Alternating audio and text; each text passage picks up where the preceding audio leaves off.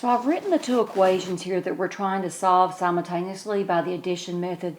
And the first thing I would do before I start the addition method is I would clear my fractions.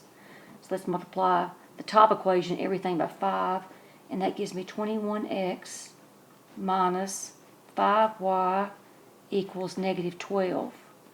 And in the second one, let's multiply everything by 10, because your denominators are 5 and 2, and your least common denominator would be 10.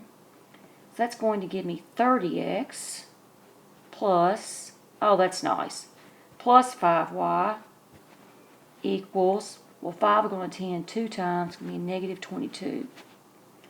So look at this system. It's already set up for us, because if you add these two equations together, the y's will cancel. So I'm left with 51x equals, is that a negative 22? Yes. So it's going to be a negative 34.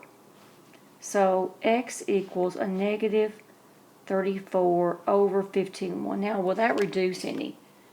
Let me see, 34 divided by 51. It will. That's 2/3. So that's negative 2/3, and that's the x value. So what I used my calculator. So what that meant was each one was divisible by 17. All right, so we know what x is. Let's figure out what y is. I'm going to plug back into this equation, I think. So let me write that down. 21x minus 5y equals negative 12. And 21 times a negative 2/3, which is x, minus 5y equals negative 12.